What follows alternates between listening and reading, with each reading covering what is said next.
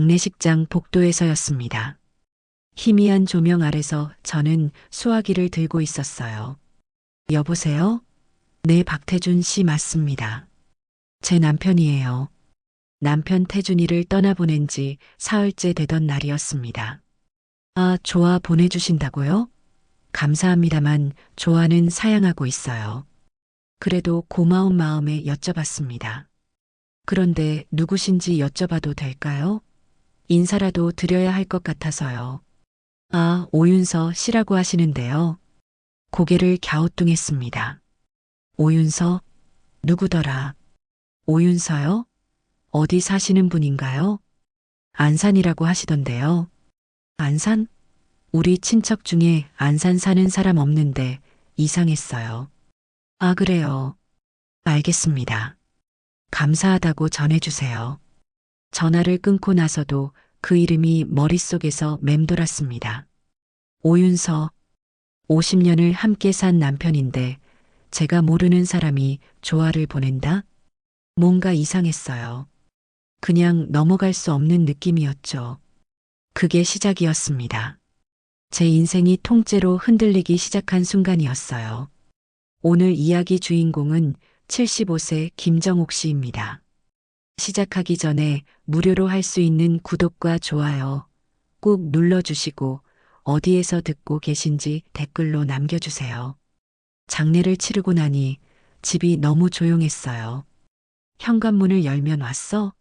라고 반겨주던 목소리도, 안방에서 들리던 트로트 음악 소리도, 소파에 앉아 신문 넘기던 바스락거림도 다 사라져버렸습니다.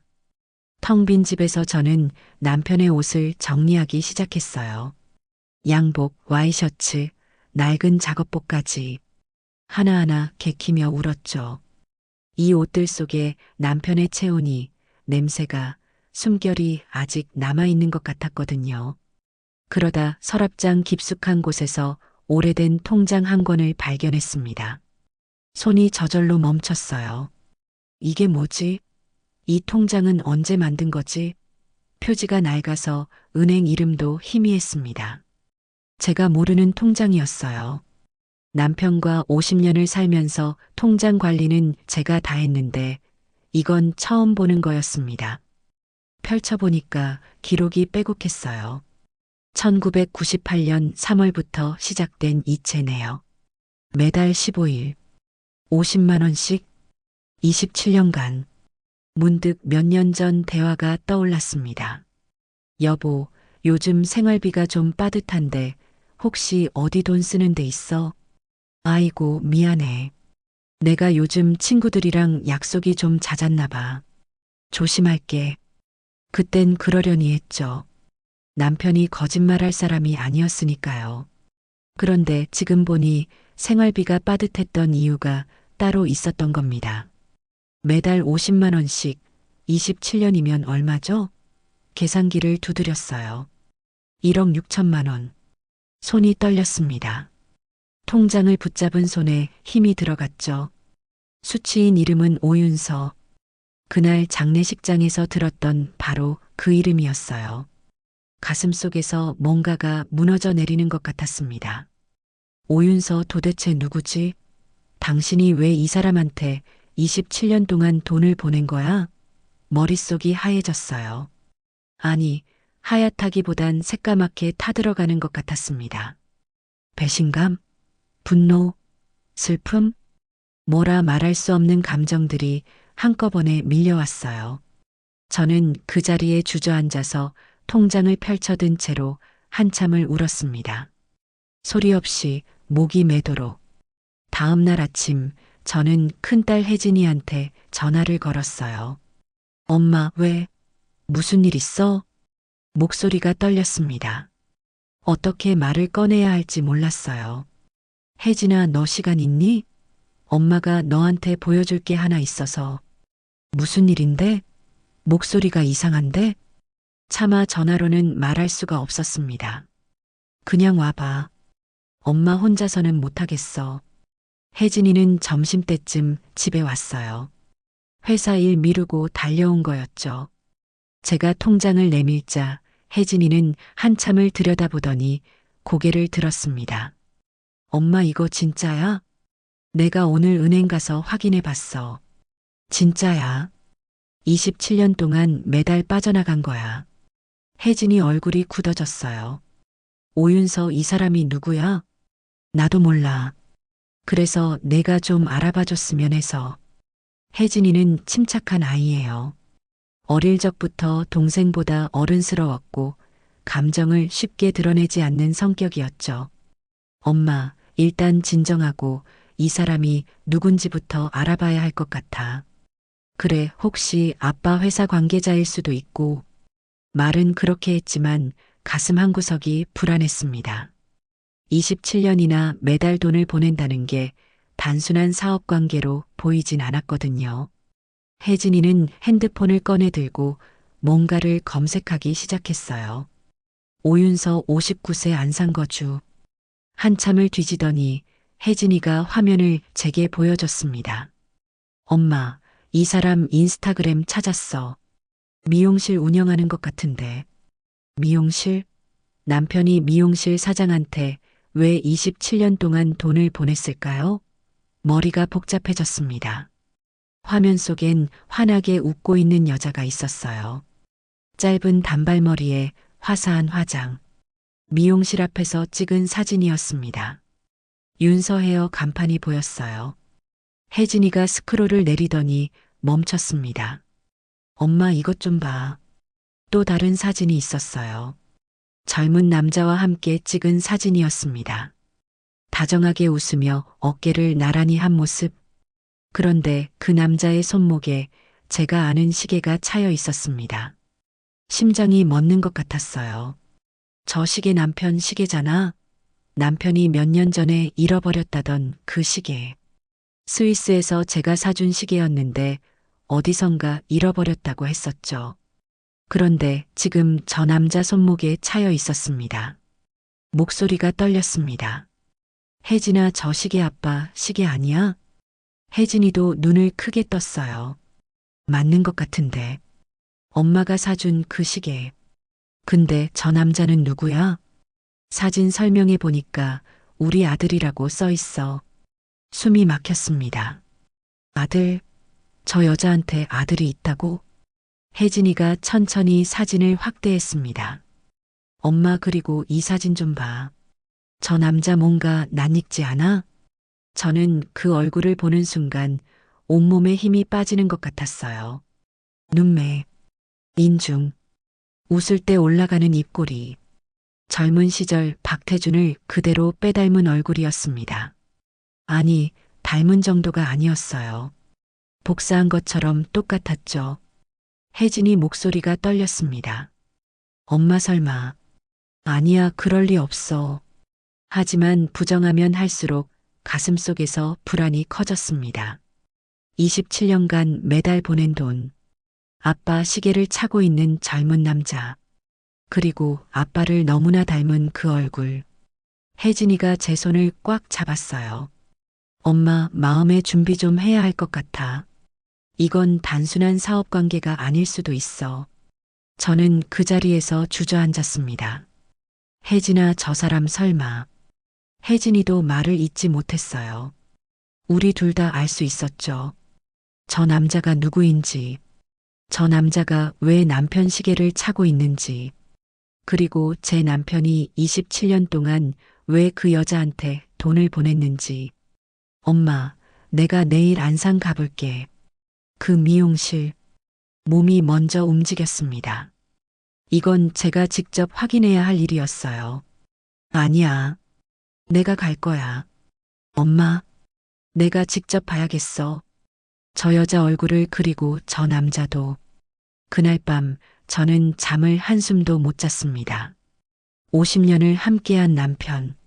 그 사람이 제가 모르는 삶을 살고 있었다는 게 믿어지십니까? 사흘 뒤 저는 안산행 버스에 몸을 실었습니다. 혜진이가 같이 가겠다고 했지만 저는 혼자 가야 한다고 말했어요. 이건 제가 직접 확인해야 할 일이었습니다. 버스 안에서 창밖을 보면서도 머릿속은 온통 그 생각뿐이었어요. 저 여자를 만나면 뭐라고 말해야 하지? 어떤 얼굴로 서 있을까? 혹시 제가 잘못 본 건 아닐까? 하지만 가슴 깊은 곳에선 이미 알고 있었습니다. 이건 오해가 아니라는 걸. 안산 터미널에서 내려 택시를 탔어요. 윤서혜어요. 중앙대로에 있다던데. 아, 거기요? 금방입니다. 택시기사는 아무렇지 않게 운전대를 잡았지만 제 손은 가방 끈을 꽉 쥐고 있었습니다. 손에 땀이 났어요. 10분쯤 지났을까요? 택시가 멈춰 섰습니다. 여기에요. 저기 보이는 미용실. 창밖으로 보이는 간판. 윤서혜요. 인스타그램에서 봤던 바로 그 가게였습니다. 택시비를 내고 내렸어요. 다리가 후들거렸습니다. 심호흡을 몇 번 하고 나서야 겨우 발을 뗄 수 있었죠. 유리문 너머로 안이 보였어요. 한산한 오후였는지 손님은 없었고 단발머리 여자 한 명이 카운터에 앉아 핸드폰을 보고 있었습니다. 오윤서. 사진에서 봤던 바로 그 얼굴이었어요. 문을 열고 들어가자 초인종 소리가 경쾌하게 울렸습니다. 어서 오세요. 윤서가 고개를 들었어요. 환한 미소를 지으며 일어섰죠. 예약하셨어요? 아니요. 제 목소리가 낮게 깔렸습니다. 윤서는 뭔가 이상함을 느꼈는지 미소가 조금 굳어졌어요. 그럼 오늘 하실 거예요? 아닙니다. 저는 머리하러 온 게 아니에요. 네. 저는 가방에서 통장을 꺼내 들었습니다. 그 낡은 통장. 27년간의 기록이 담긴 통장. 저는 박태준 씨 아내입니다. 순간 윤서의 얼굴에서 모든 표정이 사라졌어요. 입술이 파르르 떨렸습니다. 한참 동안 저를 바라보던 윤서가 천천히 입을 열었습니다. 아주머니가 태준 씨 부인이세요? 네. 50년을 함께 산 아내예요. 윤서는 천천히 고개를 끄덕이더니 카운터에 기대섰어요. 다리에 힘이 풀린 것처럼 보였습니다. 장례식에 가서 뵙고 싶었어요. 조화는 안 받으신다고 하셔서 가슴이 철렁했습니다. 그 양반 돌아가신 건 어떻게 아셨죠? 강 사장님한테 전화 받았어요. 강 사장님? 그건 남편 친구 강만수 씨를 말하는 거였어요. 남편이랑 40년 넘게 알고 지낸 절친이었죠. 강만수 씨가 당신한테 전화를 했다고요? 네. 태준 씨가 돌아가셨다고 알려주셨어요. 온몸에 소름이 돋았습니다. 남편 친구까지 이 여자를 알고 있었다는 거잖아요. 그럼 강만수 씨도 27년 동안 알고 있었던 건가요? 저만 몰랐던 건가요? 27년 동안 매달 돈을 받으셨더군요. 50만 원씩? 네. 왜죠? 당신은 우리 남편이랑 무슨 관계였습니까? 윤서는 한참을 말없이 서 있다가 작은 목소리로 말했어요. 태준 씨는 제게 유일한 사람이었어요. 그 말이 가슴에 비수처럼 꽂혔습니다. 제가 노래방 도우미로 일하고 있을 때 손님이셨어요. 윤서의 목소리가 낮아졌습니다. 아버지가 사업 실패하시고 빚 보증 때문에 집안이 풍비박산 났었어요. 대학도 중퇴하고 할 수 있는 일이 그것밖에 없었죠. 그때 태준 씨를 만났어요. 회식 자리에서였어요. 노래방 도우미라는 말에 머리가 멍해졌습니다. 태준 씨는 다른 남자들이랑 달랐어요. 술 취한 척하면서 저를 건드리려는 사람들이 많았는데 태준 씨는 그냥 조용히 앉아 계셨어요. 오히려 다른 사람들이 저한테 함부로 하지 못하게 막아주셨죠. 그렇게 시작된 거예요? 당신들 관계가? 아니요. 그날은 그냥 헤어졌어요. 근데 한 달쯤 뒤에 제가 가게 앞 골목에서 사채업자한테 붙잡혔을 때 태준 씨가 저를 구해주셨어요. 윤서의 눈가가 붉어졌습니다. 태준 씨가 돌아가신 아버지가 남긴 채무를 제가 갚지 않아도 되는 방법을 알려주시고 도와주셨어요. 오윤서는 남편이 상속폭이라는 제도를 알려줘서 아버지 채무를 대물림하지 않게 도와줬던 일, 자신이 노래방 도우미 일을 그만두고 미용 기술을 배울 수 있게 학원비와 생활비를 도와줬던 일까지 이야기했습니다. 미용 기술? 말을 들으면 들을수록 숨이 막혔습니다. 그렇게 지내다 보니 제가 태준 씨를 좋아하게 됐어요. 제 인생에서 처음으로 저를 사람 대접해주는 분이었으니까요. 그래서 남의 남편한테 접근한 거예요? 아니에요. 전 참으려고 했어요. 태준 씨한테 가정이 있다는 거 알았으니까요. 근데 윤서가 눈물을 닦았습니다. 태준 씨가 술 드시고 오실 때면 많이 외로워하셨어요. 우리 집엔 내가 지켜줘야 할 여자들 뿐이야. 마누라의 딸 둘까지 아버지 마음 알아줄 아들 하나만 있었어도 좋았을 텐데 하시면서 우셨어요. 가슴이 찢어지는 것 같았습니다. 그때 저도 외로웠어요. 그렇게 한번 실수한 거예요. 실수? 그게 마지막인 줄 알았어요. 근데 2달 뒤에 제가 임신한 걸 알았어요. 세상이 무너지는 것 같았습니다. 태준 씨한테 말씀드렸더니 놀라셨지만 책임지시겠다고 하셨어요. 낙태하라고 하지 않으셨어요. 아이를 낳아서 잘 키우라고 매달 생활비를 보내주시겠다고. 그래서 27년 동안 돈을 받은 거예요? 네, 그리고 한 달에 한 번씩 만났어요. 태준 씨가 민석이 보러 오셨어요. 강 사장님이랑 등산 가는 날에 강 사장님도 같이 오셨어요. 민석이 돌잔치 때도 초등학교 입학식 때도 남편은 생전에 친구 강만수랑 자주 등산을 가곤 했어요. 남편 친구까지 이 모든 걸 알고 있었다는 것. 27년 동안 저만 바보처럼 모르고 있었다는 것. 입술을 깨물었습니다. 화가 났어요. 아니, 화가 난다기보단 너무 억울하고 비참했습니다. 바로 그때였어요. 미용실 문이 열리는 소리가 들렸습니다. 엄마, 나왔어. 약국 다녀왔어. 젊은 남자의 목소리. 돌아보니 인스타그램에서 봤던 그 남자가 서 있었습니다. 남편 시계를 차고 있던 남편을 닮은 그 남자. 박민서? 손님이세요? 민석이 저를 보며 어색하게 웃었어요. 그 웃음, 눈매, 말투, 모든 게 남편과 똑같았습니다. 엄마, 이분 누구셔? 윤서가 당황한 얼굴로 제 눈치를 봤어요. 저는 한참을 민석을 바라봤습니다. 가슴이 미어지는 것 같았어요. 이 아이가 남편의 핏줄이라는 게 믿어지십니까? 아무것도 아니야. 그냥 손님이셔. 윤서가 얼버무렸지만 저는 더 이상 그곳에 서 있을 수가 없었습니다. 실례했습니다.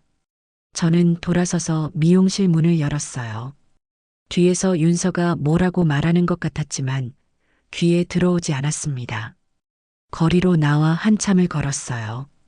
어디로 가는지도 모르고 그냥 걸었습니다. 그러다 골목 벤치에 주저앉아 한참을 울었어요. 50년. 제가 남편과 함께한 50년이란 세월이 대체 뭐였을까요? 집으로 돌아오는 버스 안에서 저는 창밖만 멍하니 바라봤어요. 스쳐 지나가는 풍경들이 눈에 들어오지 않았습니다. 머릿속은 온통 그 미용실에서 본 것들로 가득했어요. 윤서의 얼굴, 민석이의 웃음, 그리고 남편을 닮은 그 눈매. 집에 도착했을 때는 이미 해가 저물고 있었어요. 현관문을 열고 들어서니 어둠 속에 남편 영정사진만 희미하게 보였습니다. 전등을 켜지 않고 그대로 영정 앞에 앉았어요. 당신 날 평생 속였구나. 목소리가 떨렸습니다. 분노인지 슬픔인지 배신감인지 뭐라 말할 수 없는 감정들이 북받쳐 올랐어요. 27년이야. 27년 동안 당신은 저 여자한테 가고 있었던 거야. 저 아이를 보러 가고 있었던 거고. 남편 얼굴을 보니 눈물이 쏟아졌습니다. 출장 간다고 했을 때, 친구들 만난다고 했을 때, 당신은 저 여자한테 가고 있었던 거지? 저 아들한테 가고 있었던 거고, 영정 속 남편은 여전히 환하게 웃고 있었어요. 그 웃음이 지금은 너무 낯설었습니다. 핸드폰이 울렸어요. 혜진이었습니다. 엄마, 어떻게 됐어? 다녀왔어? 대답을 할 수가 없었어요. 입을 열면 울음이 터져 나올 것 같았거든요. 엄마, 엄마, 괜찮아? 혜진아, 왜 그래? 무슨 일 있었어? 엄마가 지금 가도 돼? 당연하지. 지금 바로 와. 전화를 끊고 저는 무거운 몸을 일으켰습니다. 혜진이네 집으로 가야 했어요. 혼자 있으면 미칠 것 같았거든요. 1시간 뒤 혜진이네 집 거실에 앉아 있었습니다. 혜진이가 따뜻한 차를 내왔어요. 엄마, 진정하고 천천히 말해봐. 무슨 일이 있었어? 저는 오늘 있었던 일을 모두 털어놨습니다. 윤서를 만난 것, 윤서가 한 말들, 그리고 민석이를 본 것까지. 이야기를 다 듣고 난 혜진이는 한참을 말없이 앉아 있었어요. 아빠가 정말 그랬어? 응. 그 여자 말로는 강 사장도 알고 있었대. 등산 가는 날 산에 안 가고 그 집 갔었나 봐. 그 집 아들 돌잔치, 입학식까지 같이 갔다고. 혜진이 얼굴이 굳어졌습니다. 강 사장 아저씨도? 그럼 다들 알고 있었던 거네. 엄마만 빼고. 그러게 나만 바보였던 거지. 혜진이가 주먹을 쥐었어요. 제 딸이 이렇게 화낸 모습은 처음 봤습니다. 아빠가 어떻게 그럴 수가 있어?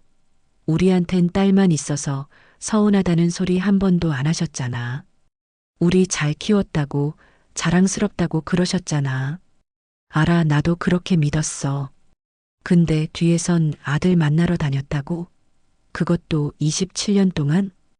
혜진이가 눈물을 닦았어요. 엄마, 미안해. 내가 아들이었으면 이런 일 없었을 텐데. 가슴이 찢어졌습니다. 혜진아, 그게 무슨 소리야? 이건 네 잘못이 아니야. 하지만 아빠는 아들을 원했잖아. 그래서 저 여자한테 간 거잖아. 말문이 막혔어요. 혜진이 말이 틀린 건 아니었으니까요. 불현듯 예전 남편이 했던 말이 떠올랐습니다. 누가 그러더라. 아들이면 돼도 않는 효도는 안 해도 마음은 든든하대. 그때 저는 웃으며 말했었죠. 당신, 우리 딸들도 든든한데?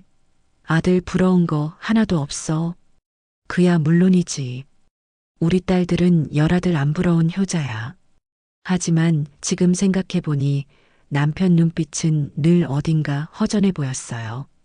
친구들이 아들 자랑할 때면 조용히 웃기만 하던 모습, 명절 때 조카들 보면서 아들 있는 집은 참 북적북적하네 하던 말. 그 모든 게 진심이었던 거겠죠. 엄마, 그래서 이제 어떻게 할 거야? 혜진이 물음에 저는 고개를 저었습니다. 모르겠어. 어떻게 해야 할지. 그 여자 만나지 마. 그리고 그 민석이라는 애도. 엄마가 상처받을 필요 없어. 저는 머릿속이 하얘져서 아무 말도 할 수 없었어요.